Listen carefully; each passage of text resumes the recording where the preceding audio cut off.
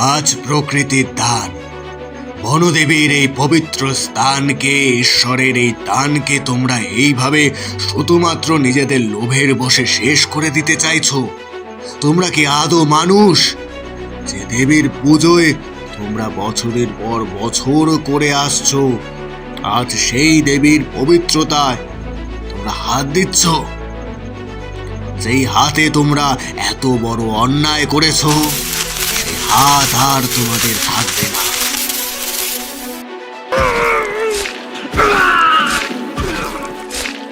তাহলে তাহলে কি হলো দাদু? সত্যি কি তাদের হাত কেটে গেল? হ্যাঁ, তাদের হাত তো কেটে গেল, কিন্তু তাদের সাথে সাথে তাদের স্মৃতিও চলে গেছিল। যদি স্মৃতি চলে গিয়ে থাকে দাদু, তাহলে এই ঘটনাটা জানলে কেমন করে? সেই দিন ওখানে যারা ছিল তাদের স্মৃতি কিছুই ছিল না, কিন্তু ঘটনাচক্রে ওখানে একটা বাচ্চা ছেলে ছিল যে সবটাই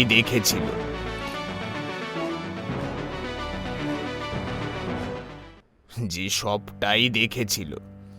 সেই পরে গ্রামে এসে সবাইকে সমস্ত ঘটনা বলে, কিন্তু যেহেতু সে ছোট ছিল তাই তার কথা কেউ বিশ্বাস করেনি। তবে যেহেতু ওই জঙ্গলে এরকম ঘটনা ঘটেছিল, তাই তারপর থেকে কেউ আর ওই জঙ্গলে যাওয়ার সাহস পায় না।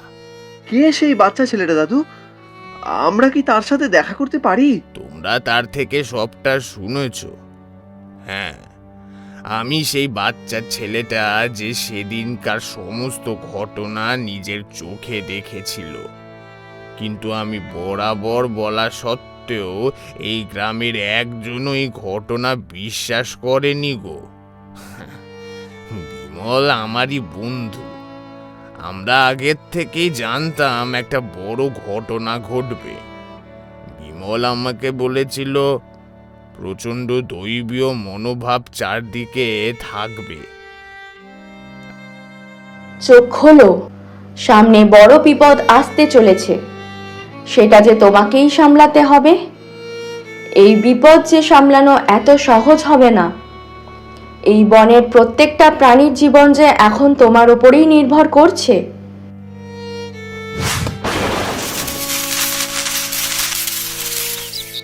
বিমলের কথায় আমিও ভেবেছিলাম ও আমার সাথে মজা করছে, কিন্তু সেদিন যখন নিজের চোখে সবটা দেখলাম, তখন বাস্তবটা আমার কাছে পরিষ্কার হয়ে গেল। তারপর থেকে বিমল আর নেই। কদিন পর বিমলের রক্তাক্ত জামা খুঁজে পাওয়া গেছিল, তাই সবাই ভেবেছিল কোনো পশু বিমলকে মেরে ফেলেছে। তাই আমার কথা আর কেউ বিশ্বাস করেনি। আমরা তোমাকে বিশ্বাস করি দাদু, কিন্তু এত ভয় লাগছে আমার। যখনই ঘুমোচ্ছি ওই স্বপ্নটা বারবার আসছে দাদু। কিছু করো দাদু। হ্যাঁ, তোমার সমস্যা সমাধান করতে হবে, চলো আমার সাথে। স্যার, আপনার তো ওই জঙ্গলে গাছ কেটে রিসর্ট বানাবার কথা ছিল। আপনার সেই ভাবনাটা কি পূরণ হবে না? সব পূরণ হবে, সব পূরণ হবে। আগে ওই হিরে নিতে হবে। ছোটবেলাতে যখন ওই ঘটনাটা এই গ্রামে দেখেছিলাম, তখন আমি কিছু করতে পারিনি। আমার বাবার হাত কেটে গেছিল। তাই তখন থেকেই আমি সিদ্ধান্ত নিয়েছিলাম যে আমার পরিবারের সাথে এমন করেছে তার উপযুক্ত ব্যবস্থা আমি করব, আর এই গ্রামে আমি আবার ফিরে আসব। আজকে তার সঠিক সময় এসেছে, তাই এবার আমার প্রতিশোধ পূরণ হবে। কিসের কাজ? আরিয়ান, তুই এখানে কি করছিস? তোকে না বলেছিলাম এই জঙ্গলটা আমার, তুই এখানে আসবি না। এই জঙ্গলের দিকে তাকাবিও না। এই জঙ্গল কেটে আমি রিসর্ট বানাবো, তুই না। সেটা তোকে জানতে হবে না আমি এখানে কেন এসেছি। এখন আমাকে আমার কাজটা করতে দে। আমার কাজ হয়ে গেলে আমি চলে যাব, তখন তুই তোর জঙ্গল নিয়ে থাক। বিমল, বিমল, কোথায় তুই? সামনে আয়, আজকে ওই পবিত্র গাছ আমি কাটব। আমি থাকতে আর জঙ্গলে কোনো গাছ আমি কাটতে দেব না। তুই আমাকে না বলে কোন সাহসে আমার জঙ্গলে গাছ কাটতে এসেছিস? এই পবিত্র গাছ তো আজকে কাটতেই হবে, না হলে হিরে পাবো না। আর এই হচ্ছে সেই জাদুই কুড়ুল, যার এক কোপে আমার ভবিষ্যৎ বদলে যাবে। হীরা? হ্যাঁ, এই পবিত্র গাছের নিচেই রয়েছে সেই হীরা।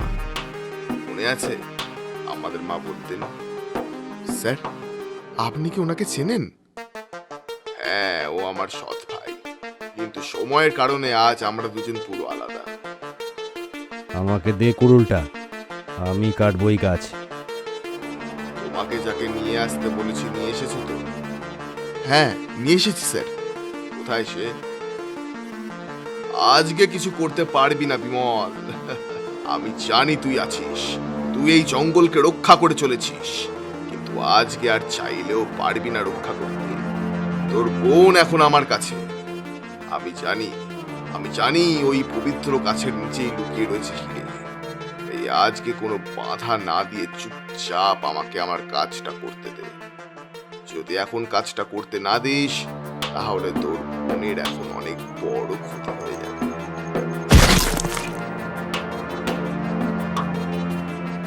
আমি থাকতে না আমার বোনের খোঁজ দেব, না ওই জঙ্গলের কোনো ক্ষতি হতে দেব, না ওই হীরের কোনো ক্ষতি হতে দেব। হামলা করো!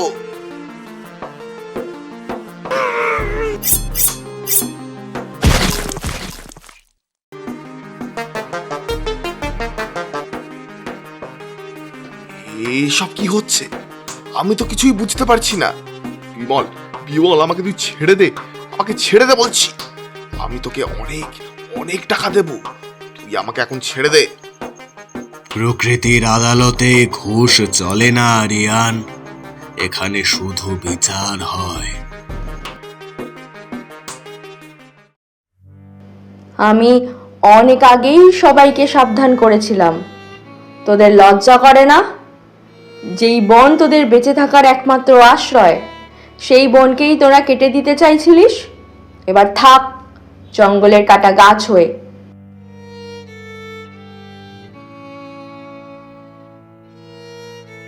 বোঝ যে গাছদেরও কতটা কষ্ট হয়। সবকিছুই টাকা দিয়ে কেনা যায় না। প্রকৃতির সুন্দর জিনিসটা কোনোদিনই তোরা টাকা দিয়ে কিনতে পারবি না। এর আগেও যখন এই জঙ্গলে বিপদ এসেছিল, তার পরিণাম ভয়ঙ্কর হয়েছিল। সেটা জানা সত্ত্বেও যখন আজ তোরা এসেছিস, তাহলে এটাই তোদের শাস্তি। কোনো দিনের জন্য বেরোতে পারবি না। এবার আমায় মুক্তি দিন মা, আমার কাজ শেষ হয়েছে। এই নিন সেই জাদুর কুড়ুল। আজ থেকেই কুড়ুলের সমস্ত শক্তি আমি নিয়ে নিলাম।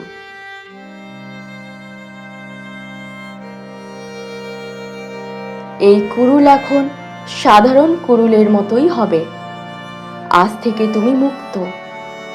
তবে এই কুড়ুলে নতুন দায়িত্ব আমি তোমার হাতে তুলে দেব অর্ক। যখন কোনো খুব বড় বিপদ হবে, তখনই এই কুড়ুল আবার নিজের শক্তি ফিরে পাবে। ততদিন এই গ্রামের শান্তি বজায় থাকবে। তথাস্তু।